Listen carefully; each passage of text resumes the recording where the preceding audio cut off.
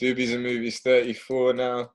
It's just me to do the monthly roundup for January. So it's probably one of the biggest months in terms of content that we've had in a while.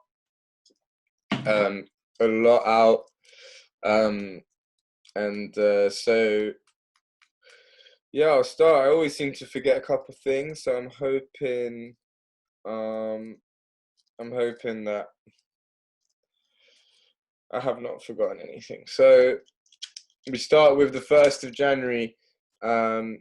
We had the season 3 of Cobra Kai drop on Netflix. Now, Cobra Kai is a really, really fun and charming show.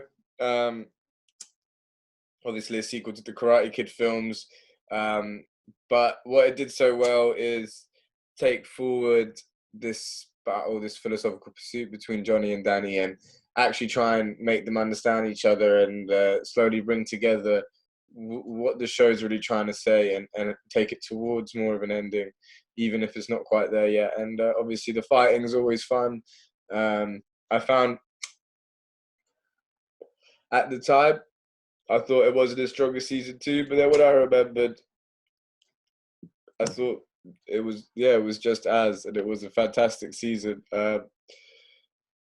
Again, a show with a real command of its characters and story, which is why I enjoyed it so much, and I got through it. So it's fun, it's enjoyable, it has a lot to like about it, and it then also really knows what it's trying to say in terms of where Danny and Johnny are going, and the idea of making their relationship realistic as adults. BBC also dropped the whole season of The Serpent, a miniseries that day on iPlayer. That was 7 out of 10. It was strong. The lead performance, the guy from the Dutch embassy, was very strong, and the overall mystery was strong. But just certain character motivations and on the bad side, on the serial killer side, both the woman and the guy, they weren't really properly explained, and often or not well enough explained. And the time jumps are a bit too constant and crazy and distracting. There were just elements about it that stopped it from being the show it could have been. We also got the finale of Power Book 2, concluding on the 3rd of January, which brought back Tommy Egan, but and it again vaguely played with some stuff about Tariq facing up to what he's actually done, but again, not enough for me to fully satisfied, and I am wondering how long I'm going to go on with that show.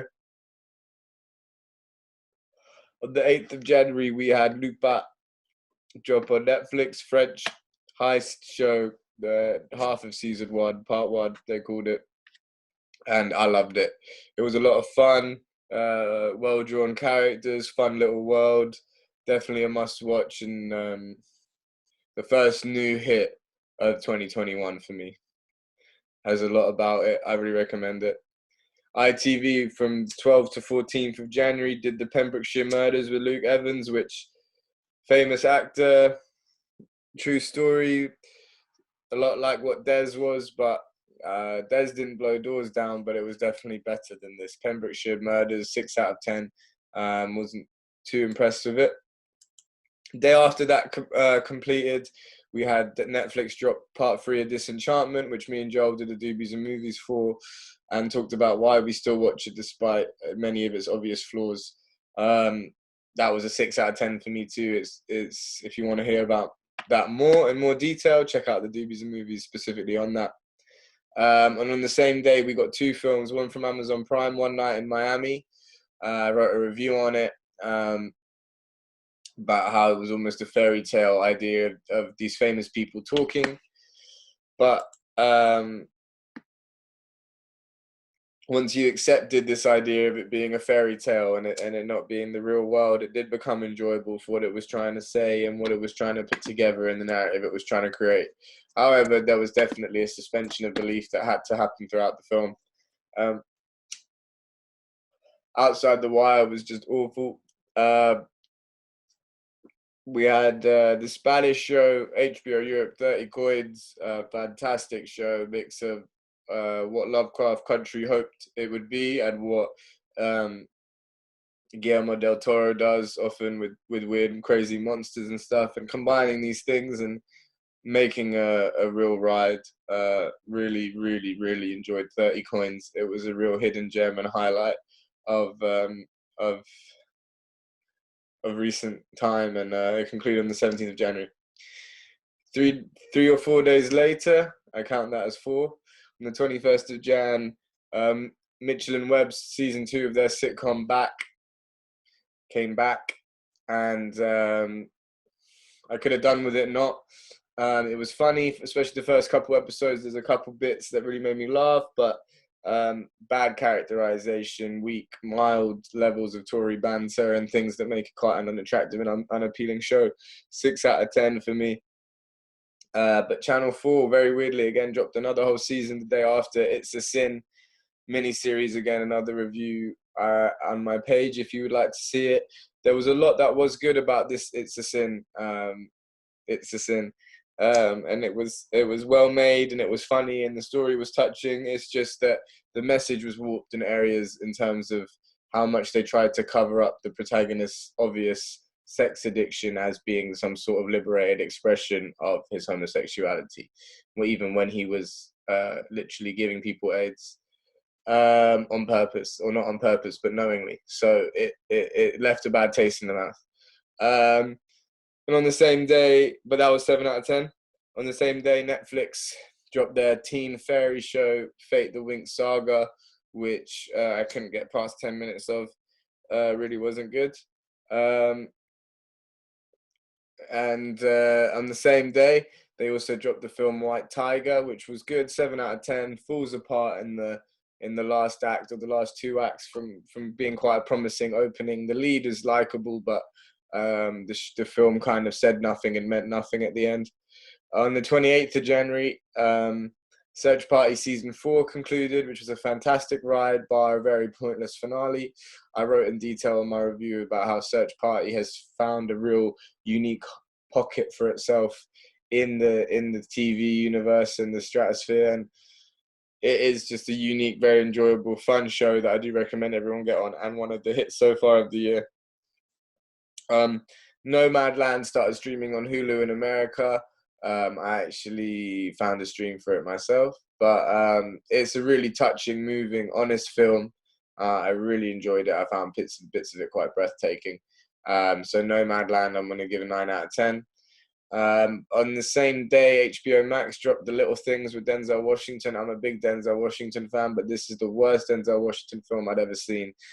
He's sold as the lead, but really you spend more time with a quite unlikable Rami Malek and a very annoying Jared Leto who tries to steal the scenes at the end of the film. He needs to get out and go away somewhere else. And also on that day, Netflix dropped a Turkish action drama called 50M2 that also didn't grab me. I couldn't get past 10 minutes of it. And actually, I skipped that a week before we got the second special of Euphoria, which also I wrote about with the first one on my site. So now to the weekly things. Apple TV have got an Israeli series they're showing weekly, Losing Alice, which has been a very, very interesting kind of slow burn, tense, suspenseful show so far. Mystery, kind of what The Undoing was trying to do, but that had no class really, or it's just written in quite an honest way. So despite the fact that it's quite slow, and despite the fact that you don't know if it could still fall apart in the last few episodes, it is engaging and it is intriguing and it's well acted. So I'm enjoying Losing Alice so far. Apple TV also have Serpent, the horror series by M. Night Shyamalan, which has come back for season 2, and it's really been poor so far.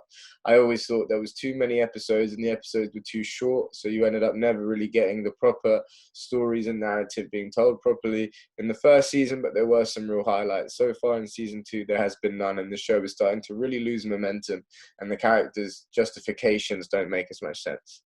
The Stand, I did Lao pilot. It was just getting so boring and more stuff was coming out and I just couldn't be bothered.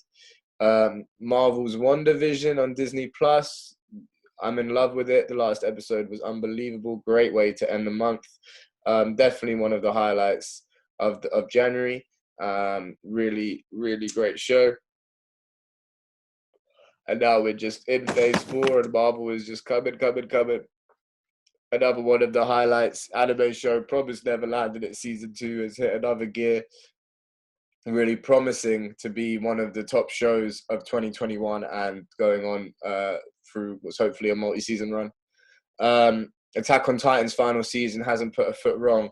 I've talked about a lot the past couple months, but now 8 episodes in, January's been a really strong month for Attack on Titan as it's brought all the narrative together that it's been exploring. And you can catch us talking about both Attack on Titan and Promised Neverland. Well, all 3 of those and WandaVision we'll be talking about on Doobies and Movies. I also loud-piled Your Honor with Bryan Cranston. My loyalty to him wasn't enough to keep me in the show. And also started first episode of Resident Alien, which is a sci-fi show that had a funny and interesting enough pilot starring Alan Tudyk, who does a really good job in it. That I will come back for episode 2, and I will recommend that. So that is the monthly roundup for January. Keep smoking doobies, keep watching movies, check out Untitled reviews and script and edits are adult rated. Like, subscribe to the page, love and vibe every day. Bless.